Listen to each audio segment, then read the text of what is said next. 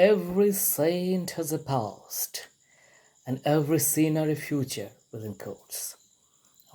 Arise, awake, stop not, till the goal is reached. Right? Education is the manifestation of perfection that is already in man. All these are the valuable and highly powerful words of Vivekananda, Swami Vivekananda, born in the year 1863, 2 years younger to Rabindranath Tagore, born in 1861. But Vivekananda died much earlier. While Tagore lived up to 1941, Vivekananda died in 1902. So only for 39 years he lived. But as it is said, a man lives in deeds, not in years. So what Vivekananda did in this 39 years, few people can do in hundreds of years. Though Tagore is also very great. The comparison is not between him and Tagore. They are both valuable. But just imagine what he could have done if he had got Vivekananda, the lifespan of Tagore. What put him in the center of the global stage of religion was obviously his speech in the Parliament of World Religions held in Chicago in the year 1893. There he said, I have come to talk about a religion of which Buddhism is but a rebel child and Christianity is but a distant echo.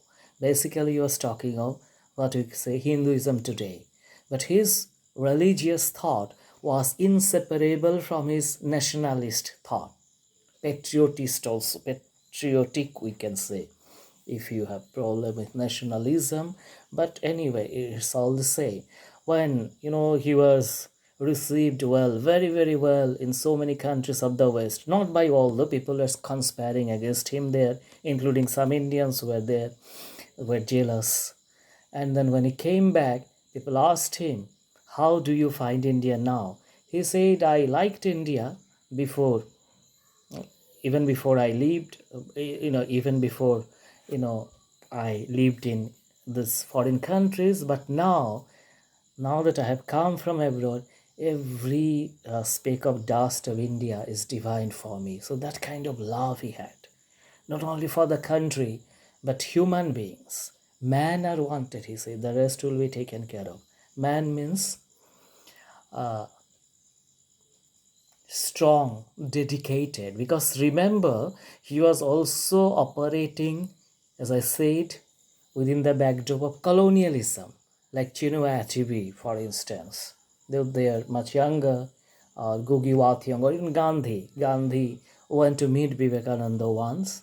Gandhi was then very young, but somehow the meeting couldn't take place. Towards the last part of Vivekananda's life and early part of Gandhi's life. So they were all, trying to uphold India as a nation. And Vivekananda faced with so many questions, all those Orientalist things that Syed said. So when he was in America, one asked that they thought that every child in India is thrown to crocodiles after they were born, thrown before the crocodiles. So they asked, how is it that you are alive? Vivekananda said, because I was so huge, even just after I was born, that the crocodile couldn't swallow me. And the other person asked that, I have heard that in India, all women are killed as soon as they are born. Vivekananda said, oh yes, that is why childbearing and all are now done by men only. So this is Orientalist representation. No, there have been incidents, stray incidents, but these were generalized and maligning the image of not only India, Africa, other sides, says Middle Eastern countries, Islamic countries. That was the power structure of colonialism. So we have to, relate. But if we come to the ethics or philosophy of Vivekananda, which is our topic for our students, these were just background, not necessarily. It is Vedanta only. So in fact, a separate, class or something on Vivekananda is not exactly necessary. Vedanta philosophy, so aham and all that. But he said that his philosophy was practical Vedanta. That means the Vedanta of Shankara or Upanishad, that were only for Vivekananda, it was highly theoretical and only meant for the mendicants, the sannyasis, that too of the upper castes. Yeah, and casteism is a very important thing in the discourses of Vivekananda. Bitter, sharp criticism and critique of casteism, though at times he seems to espouse certain values like Gandhi, Varna system, but caste totally, he said repeatedly that say that even a Chandal is my brother and all those things. So I mean Indian a beggar, Indian a leper, Indian a Chandal quote unquote, which is supposed to be a thing, lower caste. But no one is lower caste, no one is all are equal. These are societal values Vivekananda fought against. So this is important.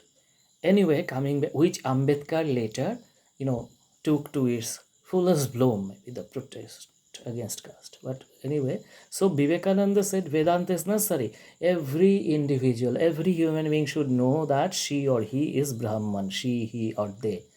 Aham Brahmasmi, or whatever. So Vivekananda felt that suppose a fisherman, if he knows he is not a fisherman but the absolute, then he will be a better fisherman. I am not saying that he will be. I am just reproducing what Vivekananda felt and thought. Because in my understanding, this has got also something to do with again colonialism. Uh, too long a period of oppression actually made us all, you know, filled with very low self-esteem.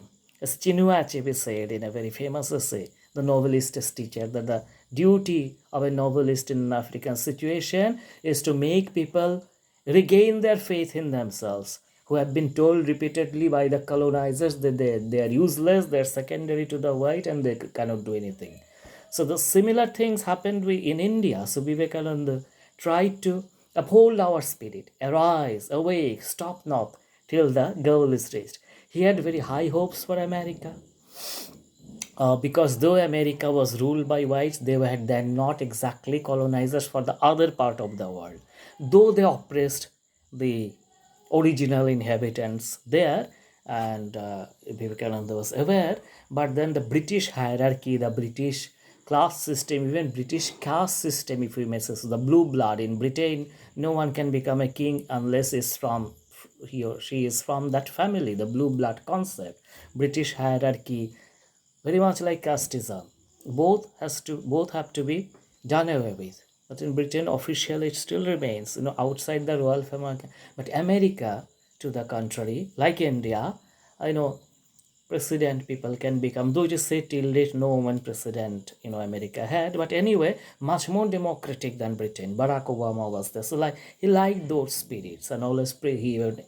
Vivekananda wrote a poem on 4th July called the 4th of July, the Independence Day of America. And it was a strange coincidence that after 2 to 3 years, I think, he died on the 4th of July itself. Anyway, so Vedanta has to be practical. It need not be restricted to the Brahmins and saints only. Should not be. It should come to everyone. And finally, all people should come together of the world. That is what all great men say. Vivekananda, Rabindranath, Gandhi. So this is understood. But another practical thing was there. This East-West combination he wanted. He said that India is actually very rich in spirituality. Though the Indians then had forgotten this, they confused religion for spirituality, if I put Swamiji's argument in brief. So touchability, untouchability, from what to eat, what not to eat. So Vivekananda said that these people have present the very high philosophy of Vedanta, and then they have taken our entire religion into the kitchen only. That is bad. Just all these things deleted, adopt the Western system, democratic. So even Vivekananda called himself a socialist in a place it is there. So you can check, Google record check. Vivekananda called himself socialist.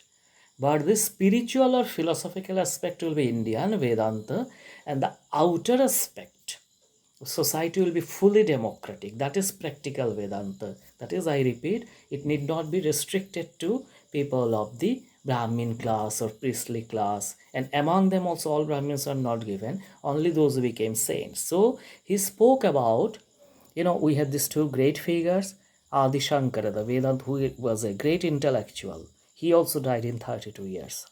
But in Vivekananda's reading, Shankara did not have as great a heart like Buddha had, Chaitanya had, or Ramanujan had. He does not mean to say that Shankara was not magnanimous, but what he says is that Shankara's priority was intellection. Like, you will understand it very clearly, your students of English literature, I hope most of my audience, this neoclassical age, ratiocination, okay, age of reason, the romantic heart more important. So in Vivekananda's reading, this Chaitanya Dev, this love, Buddha, Ramanuj, they are more love oriented, and Shankara brain oriented, like Kant, Hegel, all this Vivekananda read. Hegel's books were always with him, often with him. This is two have to be combined. So I am here reminded of Eliot's reading of John Donne. Said that a thought to Donne was an experience. It modified his sensibilities, or Donne could feel his thought as immediately as the odor of a rose. Slightly different, but the same thing. That is thought, feeling in John Donne, both one. Vivekananda wanted that. Be scholarly, be Advaita, be situated in Brahman, but be also very human.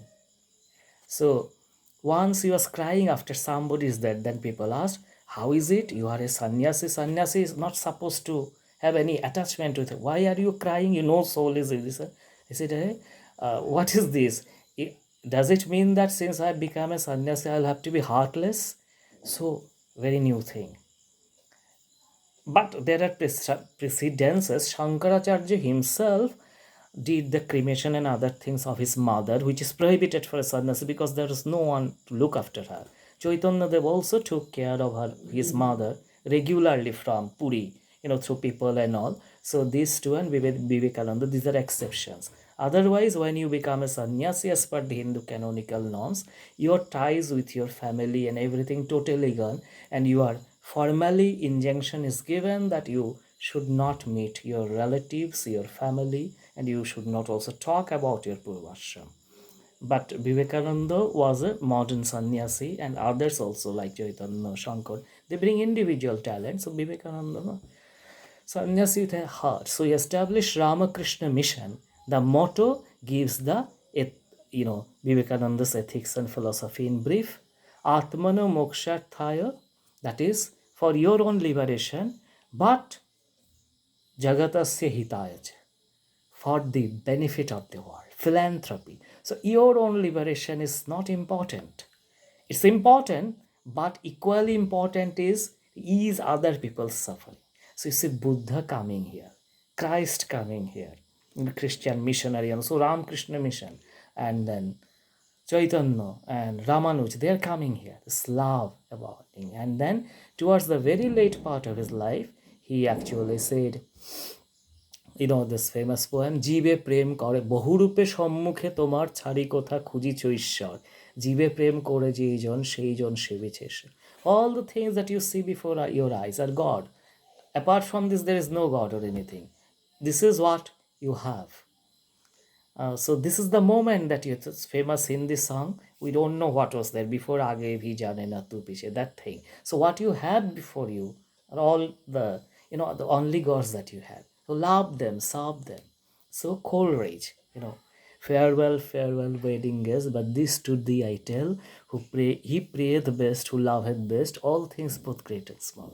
So humanism to universal love of all living beings. That is Vivekananda, along with a tremendous love for nation, at the same time being critical of the nation's shortcomings like casteism, condition of women, oppression of poor. So this is the thing. Please let us know your view in the comments. Thank you so much.